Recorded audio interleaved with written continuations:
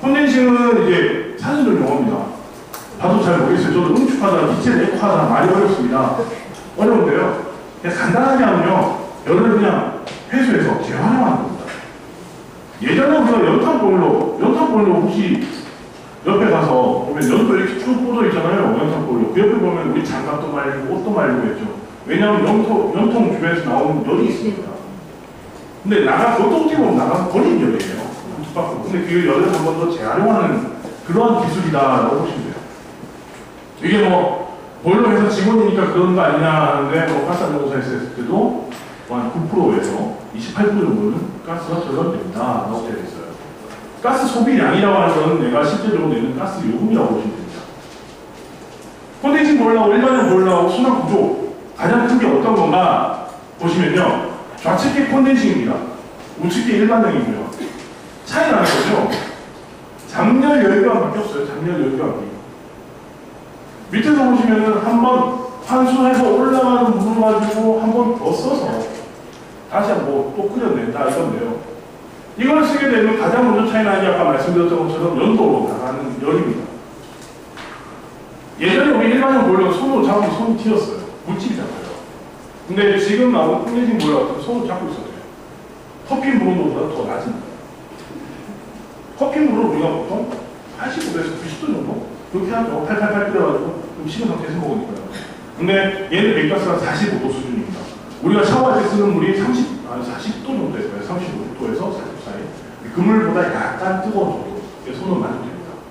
근데 일반 보일러 같으면은 맥가스가 150도에서 180도 나옵니다. 라는 건 이제 차이가 벌써 100도에서 120도가 나거든요. 100도에서 120도를 내가 난방수로 쓰든 더 쓴다는 거죠. 그래서 요거 때문에 가스비가 절감된다고 합니다. 제가 요거는 온도 보통 45도에서 150도 차이가 난다. 그러니까 제가 주부님들한테 이런 이야기 하면 그런가 보다. 그렇게 해요. 왜냐하면 집에 있는 보일러가 저기 있는데 내가 키가 작은데 어떻게 잡아보냐고. 생각하실 때 그냥 일반형 밥솥과 암용 밥솥을 생각하시면 돼요. 일반 밥솥은 밥하는데 오래 걸리죠. 그리고 뜸도 제대로 안 쓰고요. 근데 암용 밥솥은 어떻습니까? 밥하는데 시간도 빨리 줘가지고 그 다음에 밥솥 뜸도 잘 들죠. 딱 그 차이예요. 그냥 일반형과 콘덴싱 차이. 여기 보시면 난방비 얼마나 절감되느냐. 중간에 표준이라고 하는 게 가스한 일반 보일러라고 보시면 되고요. 지금 밑에 있는 일반이라고 하는 게 지금 어머님들이나 아버님들에게 달려있는 보일러라고 보시면 돼요. 왜냐하면 사용할수록 효율은 떨어지니까. 지금 고열 보일러라고 하는 거는 거의 1등급이나 내지 2등급 정도 보시면 되고요. 20% 정도의 차이가 난다라고 해서 수초에 아주 자료에 이렇게 공시가 되어 있어요. 근데 이걸 비용적으로 따졌을 때 어떠냐? 도시가스는요, 단위가 2배라고 하는 게 있습니다. 우리가 킬로그램, 리터 하는 것처럼 2배라고 하는데, 가로, 세로 1m, 깊이 1m. 그러니까 정육각형 1m짜리 정육각형이에요. 그 정도의 저희가 기체를 보는 건데요.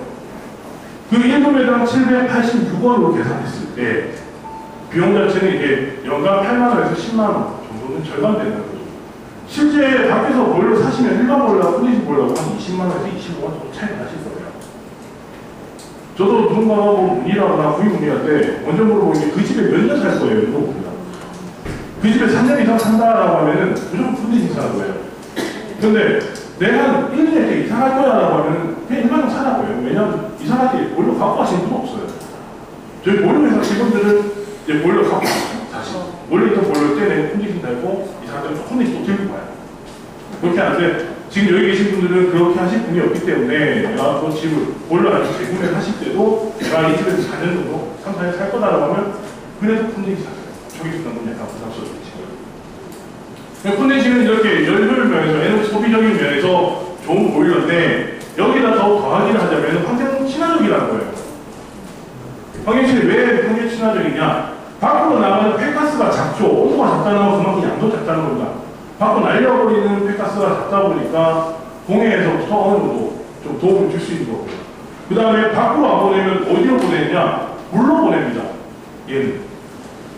열이 기체가 물로 변해요. 열을 뺏기게 되면서. 그러면서 이제 배수구 밑에 물로 내보내는데요. 우리가 세제, 샴푸라든지 비누라든지 퐁퐁이라든지 이거는 알칼리성을 띠고 있습니다. pH에서 보면. 근데 얘 자체는 산도가 높아요. 우리가 흔히 비가 오면 뭐라고 할까요, 요즘에? 산소비라고. 왜 산소비일까요? 폐가스. 공장에서 나오는 폐가스, 집에서 나오는 폐가스들이 그 산소화된 물질이 위에 공기층에 떠다니다가 떨어지게 되면 그게 산소비죠. 그럼 우리 물로 만들어서 보냅니다. 산도가 높은 물이죠, 그냥. 산소비를 머리에 맞는 게 아니고 하수구로 보내게 됩니다. 그럼 생활활동 만났을 때 산성과 알칼리가 만나면 중성 쪽으로 오겠죠. 그래서 어느 정도 환경 친화적이다라고 하는 거고요.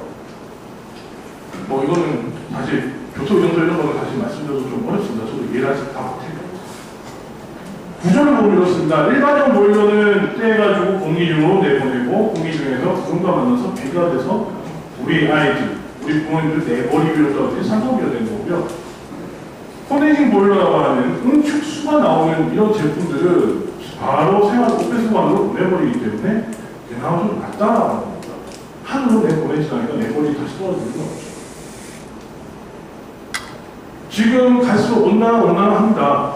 온난화하는 것 중에서는 녹수가 포함되어 있죠. 질소라든지 이런 물질들, 이런 것들이 공기층에 떠다니면서 계속 온난화를 만들고 있는 겁니다. 복사열을 햇빛이 와서 밖으로 원활하게 나가지 못하고 계속 공기층에 머무르고 있기 때문에 계속 열은 올라가게 되는 거거든요. 열이 올라가게 되면 어떻습니까? 여름철. 밖에 나가기 싫죠. 그리고 짜증도 많이 나고. 환경을 위한 게 아니고 우리의 정신적인 스트레스를 덜 받게 하기 위해서 또 우리는 온난화를 방지해야 된다는 겁니다. 그래서 나중에 보일러를 사용하시거나 구매하실 때 굳이 중동이 아니시다고 해도 돼요. 근데 콘덴싱 효율 좋은 보일러를 쓰시죠.